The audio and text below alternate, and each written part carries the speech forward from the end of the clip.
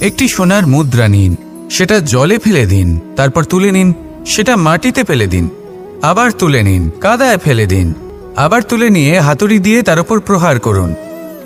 তারপরেও সেই সোনার মুদ্রার মূল্য সেটাই থাকে যা আগে ছিল, তাই না?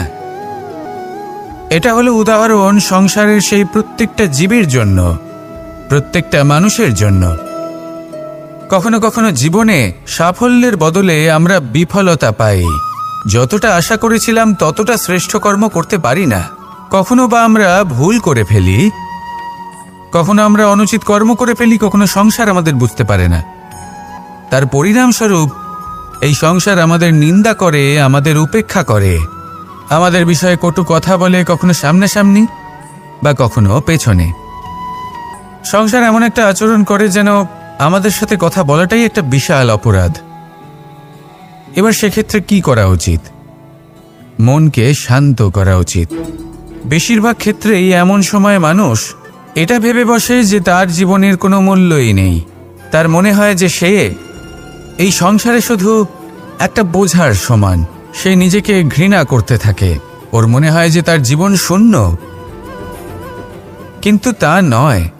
আপনি সোনার মুদ্রার মতো। যদি আপনার মধ্যে সেই গুণ থাকে, আপনি শ্রেষ্ঠ কর্ম করেন, আপনার মধ্যে সেই বিদ্যা থাকে, আপনি নিরন্তর প্রয়াস করেন, সৎকর্মের পথে এগোতে থাকেন, তাহলে আপনার নিজের যে মূল্য তৈরি হয় সেটা কোনো পরিস্থিতিতে কোনো ব্যক্তি আপনার থেকে কেড়ে নিতে পারবে না। শুধু নিজে ভেঙে পড়বেন না। এটা ভাবুন, যে সম্মান আপনি হারিয়েছেন সেটা আপনি কিভাবে ফিরে পেতে পারেন, তার জন্য কি করতে হবে। যে ধন আপনি হারিয়েছেন সেটা পেতে হবে কিভাবে, তার জন্য কি কি করতে হবে। শান্ত মনে সবটা ভেবে দেখুন, সিদ্ধান্ত নিন এবং অগ্রসর হন। আপনি এই সংসারের কাছে তেমনই হয়ে উঠবেন যেমন আপনার কর্ম হবে। যদি তা শ্রেষ্ঠ হয়, সবাই তাই ভাববে। আসুন আমার সাথে ভালোবেসে বলুন, রাধা রাধা। সূর্য এই সংসারকে আলো প্রদান করে। সূর্যের মনে যদি নিজের তেজের জন্য অহংকার জন্ম নেয়, তখন তার অহংকার ভঙ্গ করে মেঘ। সূর্যের আলো পূর্ণরূপে ঢেকে দেয়। মেঘের মনে যদি নিজের গতি নিয়ে অহংবোধ জন্ম নেয়, তাহলে মেঘের অহংকার ভঙ্গ করে পর্বত। মেঘের গতি অবরুদ্ধ করে দেয়। এবার যদি পর্বত নিজের নিশ্চলতা নিয়ে অহংকার করে, তাহলে সেই অহংবোধ ভঙ্গ করে একটি মূষক। সেই বিশাল পর্বতে একটি ছিদ্র করে দেয়।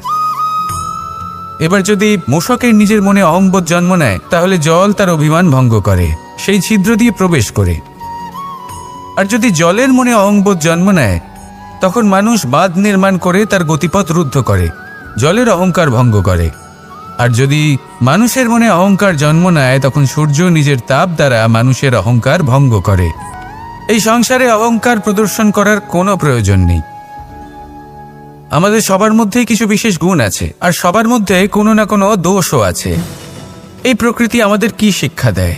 কেউ একে অপরের সাথে লড়াই করে না, একে অপরের জন্য বাধা সৃষ্টি করে না, শুধু নিজের কর্ম করে।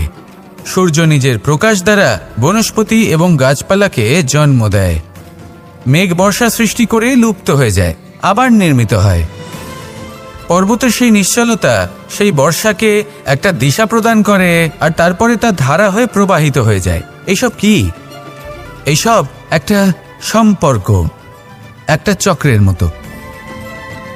সবাই একসাথে নিজের কর্ম করে, তাই এই চক্র আবর্তিত হয়। এটা আমাদেরও করতে হবে। একসাথে মিলে কাজ করতে হবে। কারোর জন্য বাধা হয়ে উঠলে হবে না, কাউকে ছোট মনে করলে হবে না। এটাই করতে থাকুন। সবাই মিলেমিশে কর্ম করুন। প্রকৃতি আমাদের এই শিক্ষাই দেয়। আসুন আমার সাথে ভালোবেসে বলুন, রাধা রাধা। এই সংসার বলে যে কৃষ্ণ হলো মহাযোগী। কেউ বলে যে কৃষ্ণ হলো সাংখ্যযোগের প্রবর্তক, কেউ বলে ভক্তিযোগের, কেউ বলে জ্ঞান যোগের, কেউ কেউ এটা মনে করেন যে অষ্টাঙ্গ যোগের প্রভু হলাম আমি। কিন্তু এই যোগ আসলে কি? যোগ বিষয়টাকে বোঝা খুব একটা কঠিন নয়, কিন্তু সেই যোগকে নিজের যাপনের অংশ করে তোলা হলো অত্যন্ত কঠিন, আর তার জন্য প্রয়োজন অভ্যাস। যোগ শব্দটার অর্থ হলো যুক্ত করা, আর এটা আমি ছোটবেলায় শিখেছিলাম। যখন আমার মাখন খেতে ইচ্ছে করত, আর মা মাখনের সেই হাঁড়িটা ওপরে টাঙিয়ে রাখতেন। তখন আমরা ভাবতাম যে অত দূরে পৌঁছবো কি করে। তখন আমরা যোগের বিষয়ে জানতে পারলাম, আর তখন জানতে পারলাম যে সবথেকে গুরুত্বপূর্ণ যোগ আসলে কি? সহযোগিতা, সাহায্য। আমরা সব সখারা একসাথে জড়ো হতাম, একে অপরের পিঠের ওপর উঠে দাঁড়াতাম, আর তারপর আমরা ওই মাখনের হাঁড়ির কাছে পৌঁছতে পারতাম, আর তারপর আমরা সবাই মিলে সেই মাখন ভাগ করে খেতাম। সহযোগিতা, এটা অত্যন্ত গুরুত্বপূর্ণ।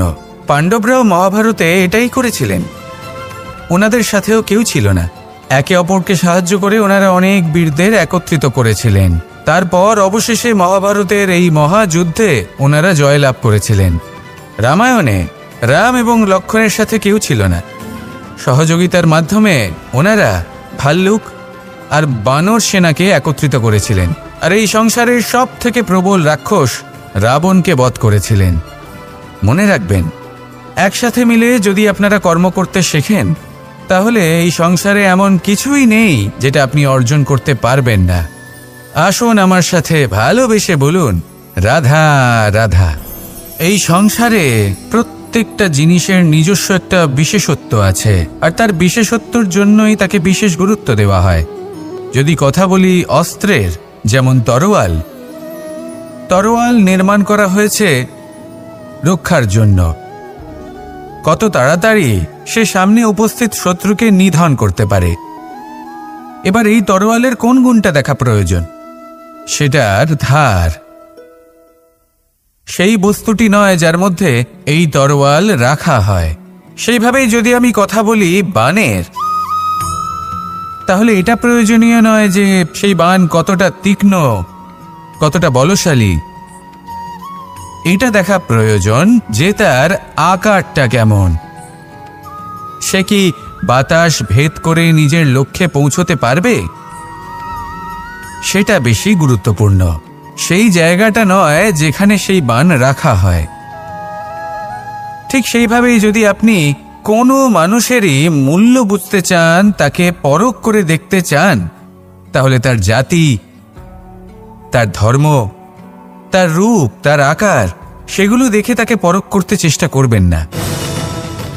তাকে পরখ এই সব কিছুর ভিত্তিতে করবেন না। তার স্বভাবটা দেখুন, তার গুণ দেখুন, তার প্রতিভা দেখুন, তার কর্ম দেখুন, কারণ এটাই সেই ব্যক্তির আসল পরিচয়। এটাই হলো তার অস্তিত্ব। যখনই আপনি কোনো নর্তককে শ্রেষ্ঠ নৃত্য প্রদর্শন করতে দেখেন, তখন আপনি কিন্তু এটা ভাবেন না যে সে কোথা থেকে এসেছে, সে কি খায়, ওর বন্ধু বান্ধব কারা। আপনি তার নৃত্য দেখেন, ওর শিল্প দেখেন, সেটারই প্রশংসা করেন, সেটাকেই সম্মান করেন। সেইভাবে এই সংসারে সকলকে সম্মান করুন, আর এই সম্মানের আধার হওয়া উচিত তার গুণ, তার স্বভাব, তার কর্ম, তার রূপ আর তার বেশভূষা নয়। আসুন আমার সাথে ভালোবেসে বলুন, রাধা রাধা।